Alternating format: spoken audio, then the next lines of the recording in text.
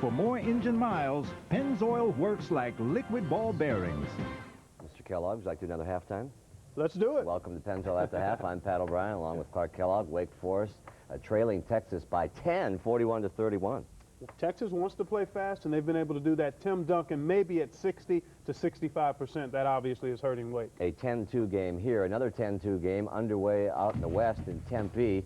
Kansas just all over the 10 seed Santa Clara. It's 47-25. Just underway in the second half. Let's go out to Dan Bonner and Bill McAdee. Final game of the West Regional in Tempe. Kansas on top of Santa Clara, 47-25. Kansas in the white, Santa Clara in the Bronco red. This is Jared Haas. To Pierce.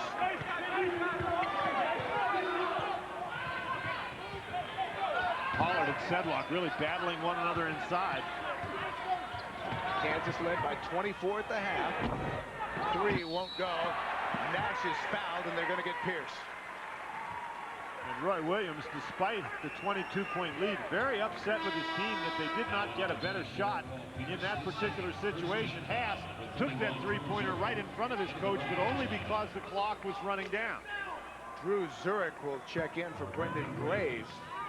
Roy Williams telling his team, move the ball and move yourselves. And that's sort of Kansas offense in capsule right there. Oh, Vaughn almost got that one. Sedlock over to LaFrentz. Pollard with a rebound.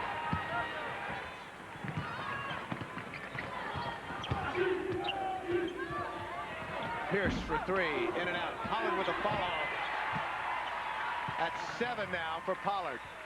When Kansas runs in transition and takes the wide open quick shot in transition, it's almost impossible to block them out. Haas gets knocked down again. Haas comes up limping. Done. That's 9 now for Kevin Dunn. So a couple of threes for Santa Clara. Sedlock going to get called for the foul. Jared Haas has spent as much time on his backside as he has on his feet. That time he just gets drilled by Sedlock coming off the screen. 3 on Zurich now. Pierce goes out. But Haas, to his credit, he got up, and even though he was limping, he still almost got the steal as he went for the double team. Most guys, when they get hurt, they recover on offense, not on defense. That's Pearson with the ball. He's checked in. Pollard, Santa Clara obviously playing a lot more aggressively. That is 4, though, on Zurich. So Graves will come back in, and Zurich will go to the bench. Santa Clara cannot afford to be passive, either on offense or on defense. For Zurich, though, that wasn't a real good foul, that far from the basket.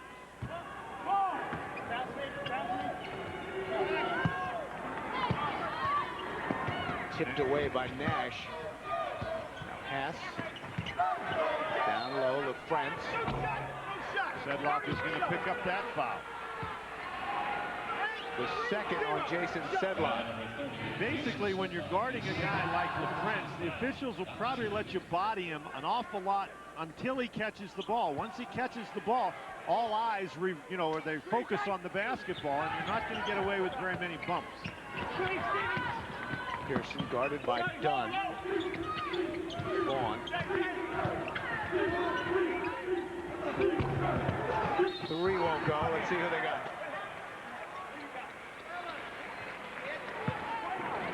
It'll be on Pearson. That's his first. Second team foul. Kansas hasn't been able to get out in transition nearly as much in the first couple minutes of this half as they were in the first half, and Santa Clara in a more half-court game is faring a little bit better. Graves now picks up the foul. Illegal screen. 3rd on Graves. And it's the effort of Jacques Bond that draws the attention of the officials to this particular play. Graves is going to step in, and Bond trying to fight through there, draws the attention of the official and draws the foul. Kansas will keep it. Last touch by Sedlock.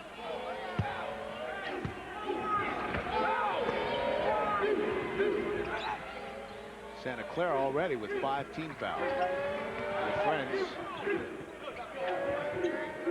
Piercy, guarded by Garnett. Garnett didn't want to get his hands on him out there. They got the mismatch with Pollard down low. Now Graves picks it up. Under 10 seconds left on the shot clock. Pass takes it. Here comes Santa Clara. A lot of people thought that Kansas should have been a #1 seed, and they're proving why a lot of people thought that right now over Santa Clara, the 10 seed out there in the West, 49-28. Out in the East today, a little excitement as Texas Tech put North Carolina out of the tournament, 92-73. But at the score tied at 16, this is what happened. Ball Sasser. Oh, look at him! Oh!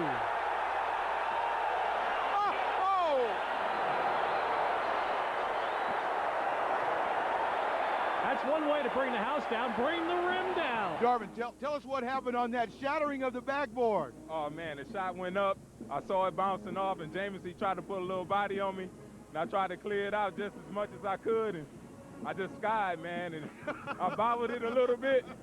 But the players were teasing me before the game, talking about, man, you got to break a backboard. What's up? What's up? But I just came down on it as hard as I could, man, and I couldn't believe it. Have you ever done that before? Never. I've broken some rims, but never shattered the glass. You know, what happens if they send you the bill to pay for that backboard? Oh, man. I'm at to work hard, man. You know, we struggled on scholarship, but it's all right, though. Congratulations on the great Thanks game, a Darvin. lot. Good luck to you in the Sweet 16. Oh, thanks a lot. Clark, I told you he did that on purpose.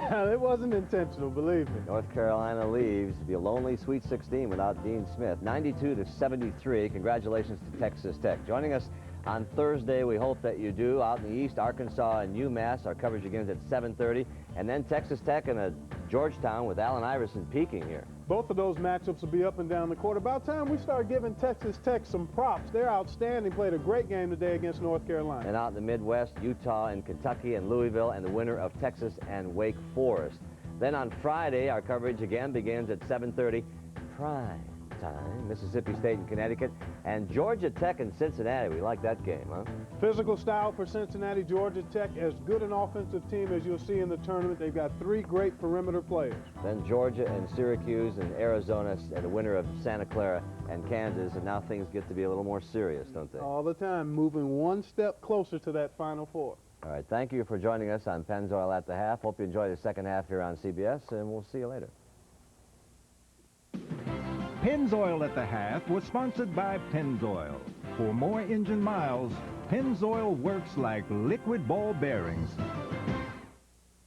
For that bulky piece of apparatus that he wore in the first half. So Billy Rutland on the bench right now. Jim, a little moment of humor there. Denny Crum, Hall of Fame coach, who we had sit in for Al McGuire when he lost his voice last week, came over and asked me if my voice was okay. He hasn't done enough today. He's won a game and in the Sweet 16. There's another official timeout. They got the under 16 and under 12 within seconds. As they play, Rutland will run back in the concourse now to try to loosen up that knee that he's re-aggravated. Well, Jim, you pointed out the fact that he did change the brace from what he had on that heavy brace in the first half, came out with what looked just like a wrap. Shot clock at 4 as well. And Clack pulls down the board. Texas has some numbers. Hill coming in from the right wing. All the way into the first row by Perrault. Perrault having another excellent basketball game. 14 and 11 the other night against Northeast Louisiana. Had a solid first half and really getting up off the floor there. I thought on the other end, Braswell got fouled. They got away with it. That's his shot. Perriman, Mr. Three-point shot. Boy, you let Perriman square up, and you can count him.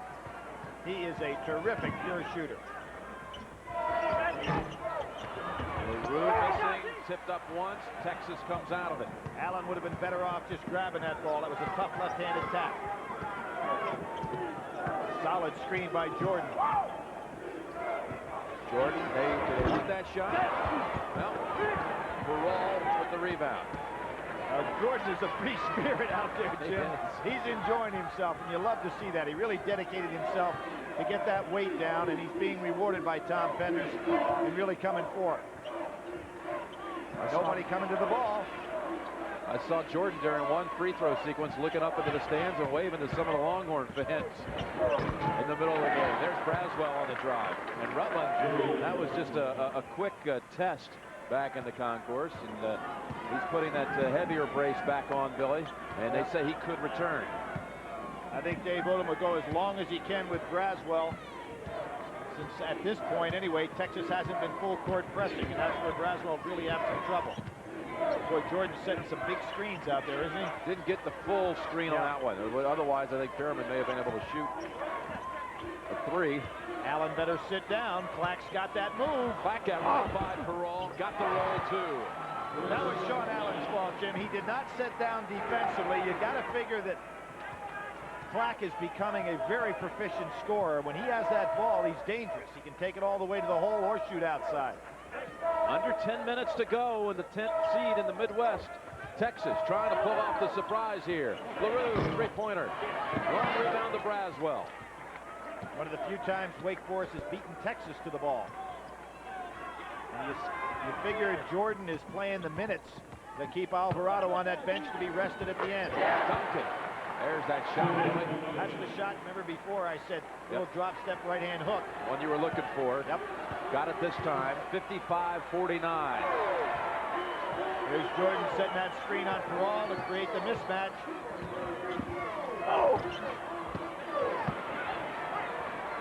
Wake Forest now starting to get all the defensive rebounds. You notice, Jim, Texas has really not anything off the glass offensively at all. That's different from the first half. Yeah, first half they were beating Wake Forest to the ball constantly. LaRue step into Long. Trying to follow the shot, but Hill beat him to the ball. 8:35 remaining. Reggie Freeman now, very quiet second half. But being the explosive scorer that he is, he can go in those droughts and then just explode. Good job by Braswell to go right out at Perriman, make him put it on the floor. Outside, they say. Foul first called against Allen. Well, I said that Freeman is a scorer, not a shooter. I think Clack is both. He can score and shoot. Here comes Rutland now. Boy, it looked so serious when he limped off the court the first time. And if you're Texas and you make your next basket, you want to press him full court. See what he can do. Let's check out the sprained knee. Clack tripped to the line for two. All right, Billy, let's get the grades out now here on the conference's performance so far in the tournament. Well, you've got the that's an A+ from the SEC. The Southwest Conference, how about that? Another A+. The Big East, you got to give them an A. 2 out today. The WAC, terrific a job with a B. All right, one more for Clack.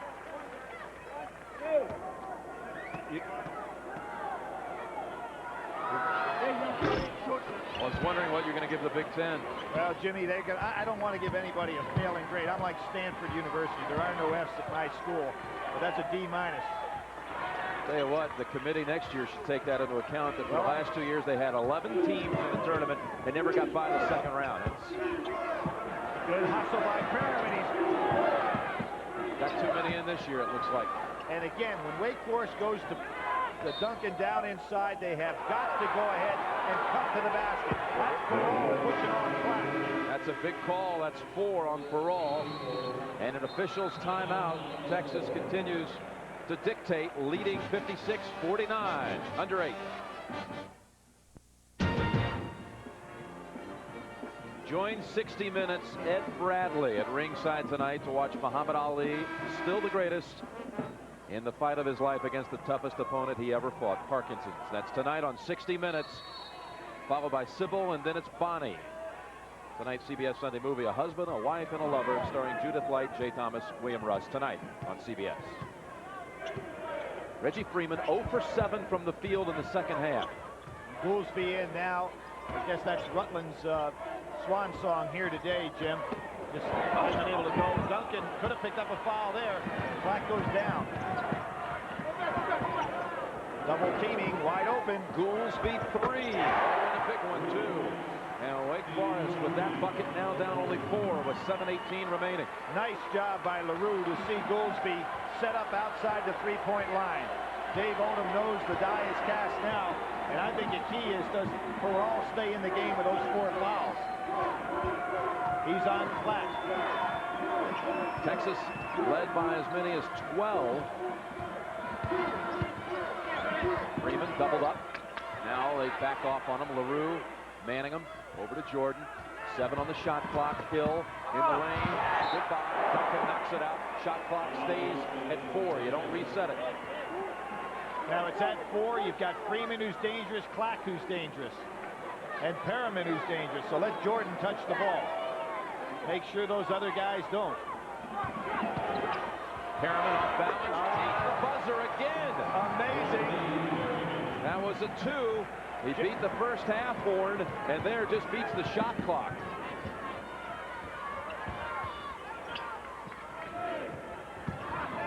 Looking to pop in now to Duncan quickly.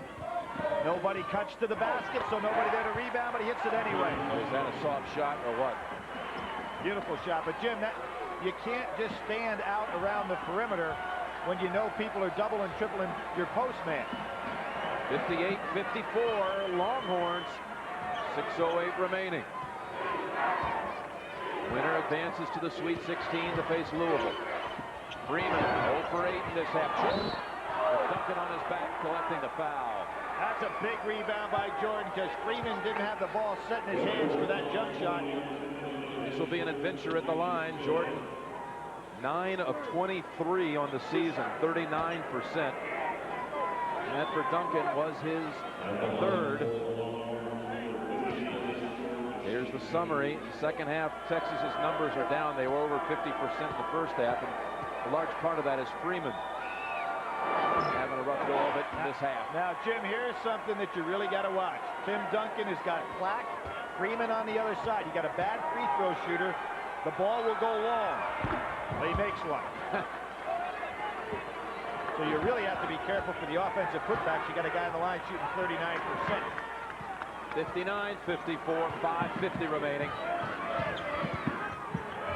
You can see LaRue now having to handle the ball. Good defense.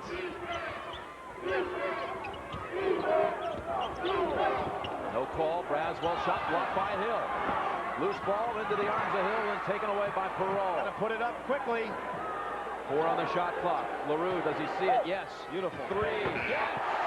Perriman made one at the buzzer, and now LaRue comes right back. That was a brilliant fake by Rusty LaRue. Perriman should have stayed on the ground, but give the young man credit for hitting that one. Anything you can do, Luke Rude could do better. 3-sport star used to playing under pressure. 59-57, now we move inside 5. Freeman. Duncan got a piece of it. Wake Forest basketball. Here we'll see what happens. Now watch LaRue fake him in the air and then go up underneath, and he had to slide a little bit to the left. Jimmy Nance, I've shot around with you before. You like that glide to the left shot. It's the only way I can shoot. Well, it's very difficult for a guy that squares up and comes down in the same spot he goes up from. But LaRue had to come down way to the left on that one and still made it. All right, Demon Deacons have fought back from 12 down in the half. And they can take the lead with a 3, tie it with a 2. Boy, look at Jordan pushing Duncan inside. He gets called that time. That for Texas is the first foul of the second half. That puts you in great shape when the team's trying to come back, because you can foul as the game gets down the wire and not put him on the line. That's the 3rd on Jordan, but how about going 15 minutes and 25 seconds without committing a team foul? Now, are we going to see Alvarado in here shortly? Ties the game at 59 with 4.5 remaining. Tommy Penders may have to change this lineup. Jordan is just walking down court. He's got to be tired. Played a lot of key minutes here. Aaron open. Got a screen from Jordan. Got the 3 to go. Jordan is setting that wide body screen at the top of the key. And it'd be worth it for Wake Forest to chase Perriman as quickly because he's not going to go by. He is not the Blur, as they call him as a nickname. 62-59, Texas. Barrado. No call. Jordan, can he save it? Yes, to Wake Forest, he saves it. Oh! He had a breakaway chance for a moment. Peralta in the corner. How did LaRue see him? Ties the game. The quarterback found his receiver, buried in the corner, and he knocks down the 3 to tie it at 62. Jimmy set all-time NCAA records 3 games in a row with his passing, but none more pinpointed than that one. Tell me that was a touchdown strike. Now you can see what Goolsby's doing. He's trying to fight over the top of these screens, but it's much tougher against Freeman. Freeman challenging Duncan.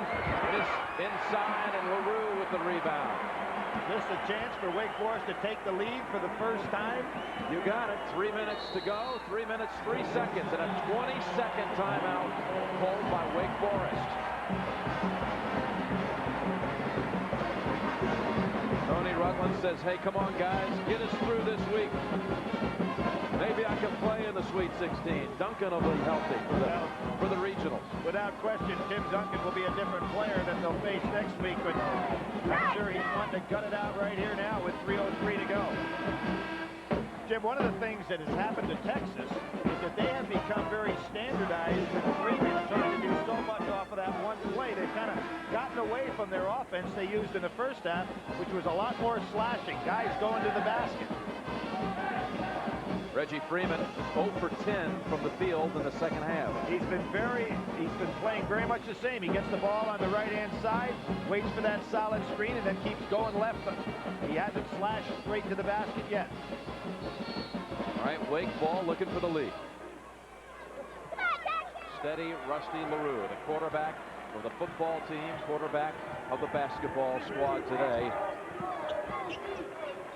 Inside, they'll go to the All-America, back out Braswell. 3-pointer, no good. Black up high, but a pretty good shot. A lot of times you throw that ball into the post and he throws it out quickly, pop it right back down into him because he'll be open. The defense will relax. LaRue did a much better job on Perriman that time. Fought over that screen. Jordan to the buzzer. Oh, missed the lay-in. He may be getting a little tired, Jim. He had a good cut to the hole, though. Sure did. Can't get a better look than that. 2:15 remaining.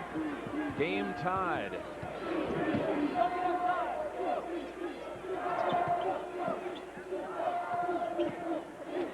Well, Texas was extended by Michigan. Maybe they're getting a little weary in this ball game right now. That's why I thought we'd see Alvarado back in here. LaRue to the basket, and he'll go to the free throw line. Try to give Wake the lead. The best free throw shooter they've got. And Jim, that's what, only the third team foul? That's just second team foul. But that was in the act of shooting, so LaRue at the line. And that's a huge advantage not to be in the 1-and-1 situation and be able to foul near the end of the game if it gets to be a close one. LaRue, who made the academic All-America team, announced this week a 4.0 average in school and triple letterman last year, the first in the ACC in 42 years. Starting quarterback, starter on the basketball team. Pitched for the Wake baseball squad. He hits 1 of 2. And a timeout called, 20 by Texas with 1:52 remaining.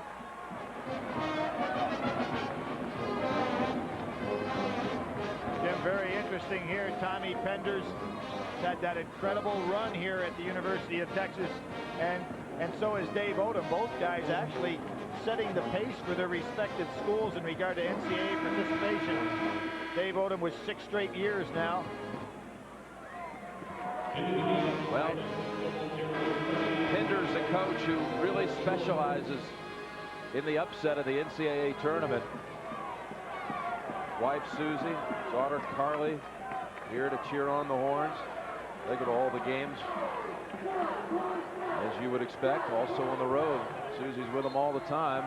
Now 1:52 remaining, and Wake Forest with a 1-point lead. And it is Alvarado back in the game, fully rested now with Duncan.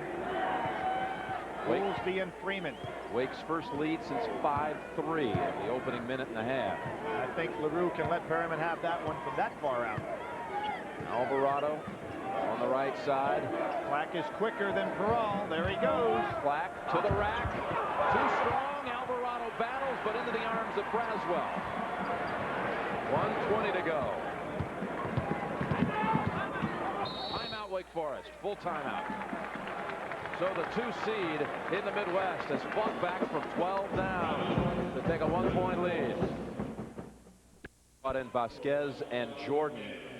Wake with possession, inbounding midcourt, 1-point lead, 1:16 remaining. Jim, dangerous pass here with all that quickness on the floor for Texas. LaRue, Peral, Duncan, Braswell, and Goolsby on the floor for Wake. And they have a lot of fouls to give here, Billy. See, that's why I said it was dangerous. You have fouls to give. You can go and try to make aggressive steals on the inbound passes, as opposed to what he did right there. That's just a cheap one. Goolsby to inbound. That's only 3 team fouls on Texas. There's another one. Jordan committing that one. I don't know why they're doing this now. I think you should save them, play solid defense, and save them a little bit. Now they're going to bring in Alvarado for Jordan. I mean, go for the steal on the pass. Have one man back to block anything else, but they're going to put Wake Forest in a position to be able to go to the line. Third time they force him to inbound it on this trip. Again, no problem getting it in. Alvarado with a hand check and a steal. Alvarado got his hands on it. Ball's on the floor, and Goolsby comes up with it. And they beat the 10 count. They never changed the shot clock, so 22 on the shot clock. They just got it across in time, Billy. I thought we saw about 3 fouls on that sequence. That's the 3rd on Freeman, but only the 5th. Now what this also is doing, Jim, is taking time off the clock on all of these possessions. Still 2 away from a 1-on-1. LaRue open. He'll go back outside with it. Texas. Oh, no puck. Texas makes the steal. And a timeout called by Clack. No call on the play. 52.4 to go. Horns basketball. Steal a moment ago. Jim, they're trying to foul. There you can see Clack grabs LaRue by the arm, trying to foul him. Instead, gets away with a steal. Bad call there. Texas basketball, 32 seconds on the shot clock, 52 on the game clock. They are not in the 1-and-1 either. Texas trailing by 1. And look at who's got the ball. Reggie Freeman. They'll let him operate on Goolsby. Now over to Hill.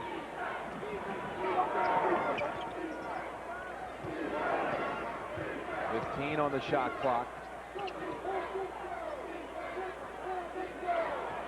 10 on the shot clock.